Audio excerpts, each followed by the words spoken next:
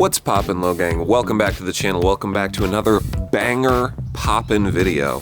Today, I want to talk about the very first major modification I did to Dory. Here's Dory. This was about 6 months ago. I had just gotten Dory and she looked like a monster truck. Like a lot of people, the first major modification I went for was coilovers. And I decided to risk it and go the budget route and get some Solo-werks S1 Coilovers. Now that I've had these on the car for about 6 months, I feel at least somewhat qualified to tell you about my impressions of the coilovers. Are they worth your money? Are they complete garbage? Are they gonna blow out in a week? And also what kind of driving are they best for? Because coilovers come in all different shapes and sizes. Are these good for the track? Are they better for the street? I'm gonna try to cover all of that and more, hopefully, in today's video. I think the first order of business is to get Dory out on the road where she belongs, and I'll tell you a little bit about the driving experience as we experience driving.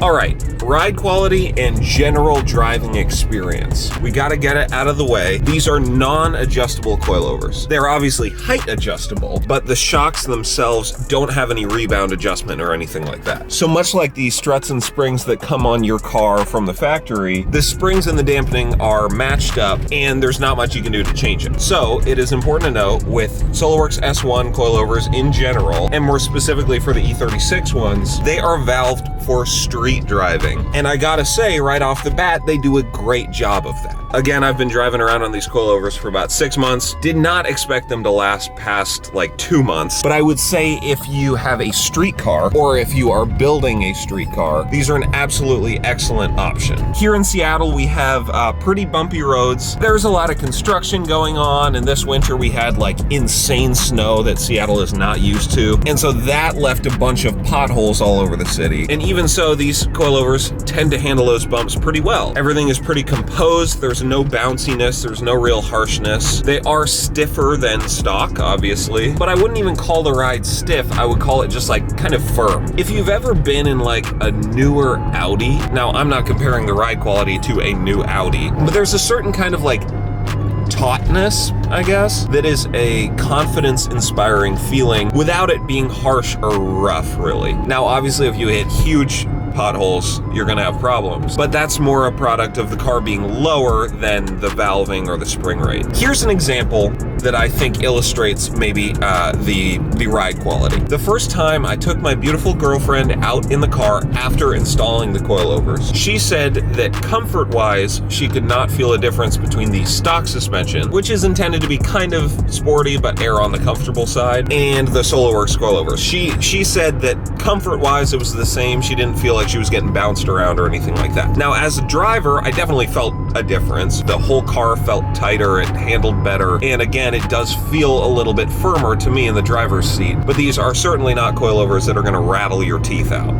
Okay, the second thing that I think is important to discuss is how do these coilovers stack up against some of the competition? Now, these retail for $499, which is a stupidly low amount of money for an entire set of coilovers. Honestly, probably the best thing to do with coilovers is save up to at least around $1,000, because once you hit that $1,000 mark, there's a lot of cool options. There are some high-quality coilovers out there for not that much more than these. However, I'm assuming you're watching this video because you're considering these coilovers, and there are a couple others in a similar price range. The first is maybe the most obvious competitor, Raceland. I know Raceland has a couple different options for this car. Some of them are more oriented towards stance, some of them are more oriented towards street driving, but they also come in at, I think, around $500. Now, I've ridden in cars with Racelands. To be fair, I haven't ridden in an E36 specifically with Racelands, but if my experience was at all representative of Racelands as a brand, it was a pretty rough ride, but they went really low. I have heard about a fair few issues with Racelands blowing over time, but I think think if you want to go really low and you're not as concerned about ride quality, Racelands could totally be an option. Now, at the very bottom of the range, in terms of price, are the Max Speeding Rods eBay specials. From everything that I've read on the internet, those will get you really low, they're not comfortable, and they cost like nothing. So if you just want to go really, really low on like a drift missile or something, and you're totally okay replacing them when they inevitably blow out, then I think those are an okay option too.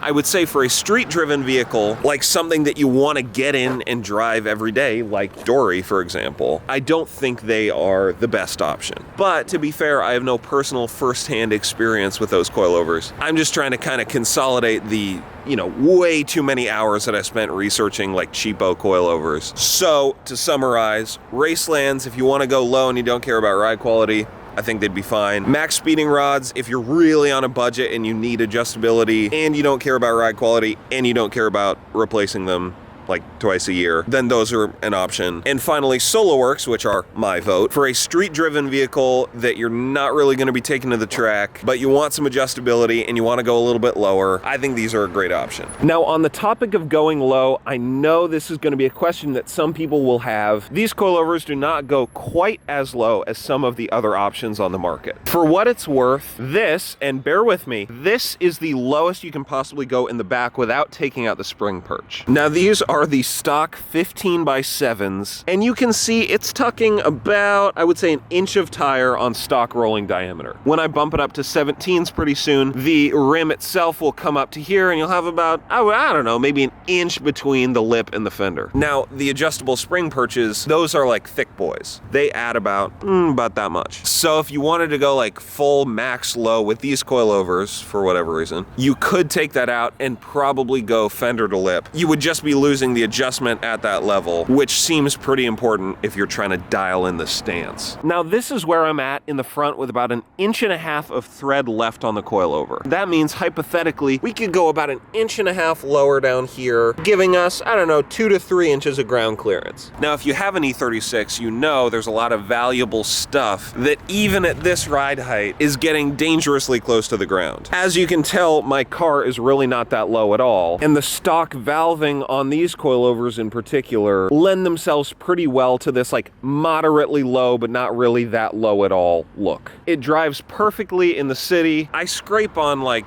speed bumps and stuff like that, but I would say if you're looking for that kind of functional low street driven look, Solo-werks would be like perfect height-wise. Anything lower than that, I don't know. You might have better options out there.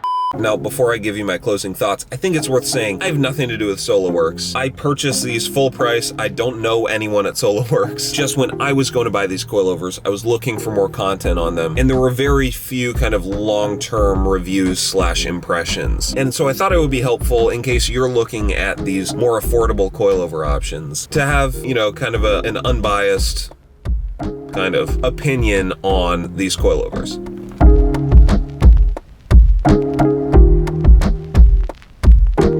So, the ultimate question, are these $500 coilovers complete garbage? No. Now I feel like after 6 months, I can safely say they haven't left me stranded, they haven't blown out, they drive the same as they did on month 1. I'll echo what I said earlier. For street driving, I think these are excellent. I think they're valved correctly. They tighten up the handling of the car a lot. They close a lot of that annoying wheel gap. But I would say, again, if you're looking for something more motorsport oriented, or you really want to stance your car, I would think like Racelands maybe, or you just spend the extra $500, get into that $1,000 price bracket, and there are a number of good options in that price bracket to consider. In terms of downsides of these coilovers, I would say there are a few. One is the lack of adjustability dampening wise, and so if you really max them out, if you go as low as you possibly can, the dampening's not gonna work quite as well, and you don't have any adjustment to kind of compensate for that. Two, these strut housings, according to the internet, have been known to rust over time. Now, those strut housings are galvanized steel, so they shouldn't rust like immediately. I personally have had no trouble with rust. I'm in Seattle, so we don't use road salts, but we do get a lot of humidity and a lot of rain, and I've had no problems with that so far. Also, when you buy the coilovers, it comes with Bow Shield. And if you don't know what Bow Shield is, it's like a coating that was developed by Boeing, also from Seattle, by the way. And you put it on metal and it dries into this kind of dry film, and that keeps metal from,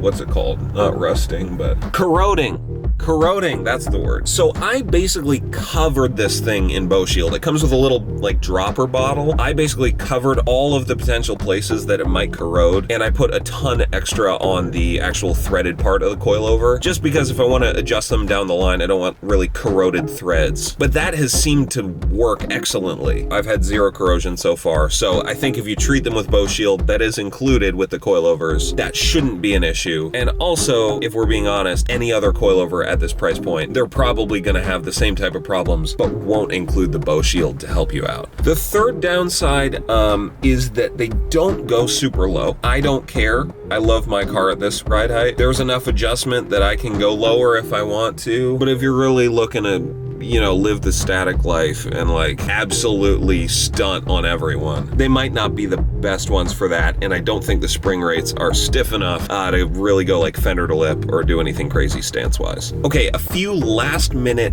closing remarks. Specifically for E36s, Solo-werks sells two different kits. One is for M3s and another is for non-M cars. There is only a difference between them because the way that the sway bar attaches on non-M cars versus M cars is slightly different. Now, Dory is a 328 non-M car, but I have the M3 kit on it just in case I ever want to run M3 sway bars. I can use the included end links and run the M3 setup up there if I wanted to. Also, something that you should know, packaging is terrible. I have a soft spot for products that are terribly packaged because I think it means that a company didn't spend money on packaging and instead spent it, hopefully, on the product itself. I got mine from ECS Tuning. They came in like this nondescript cardboard box. Everything was kind of jumbled around. Everything was protected. Nothing was damaged or anything like that. So they spared a lot of expense on the packaging side of things. I think this is an okay thing for Solo-werks because it seems like in other areas of their product, they kind of carry that like ethos through.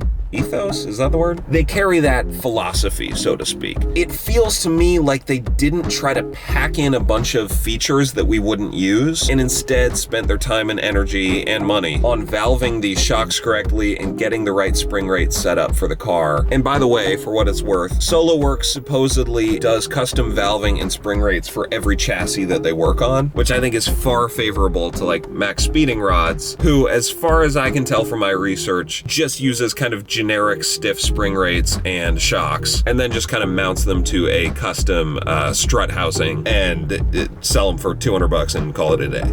What up, Lo Gang? Night editing Logan here. I know this week's video was a lot of me talking and pointing the camera at myself. Next week, we got some full-on banger car content, so come back for that. But I just wanted to kind of consolidate my thoughts on the Solo-werks coilovers and try to cover all of the questions that I had about these coilovers before I bought them, because I kind of bought them like as a risk to see if they would be any good. Turns out I really like them, and I hope this video is at least somewhat helpful in your buying process. Okay, that's it for today's video. If you like the video, make sure to like the video. If you really like the video, make sure to subscribe. I make a new video every single week. Thank you so much for spending your time watching this video, and I will see you next time. Peace.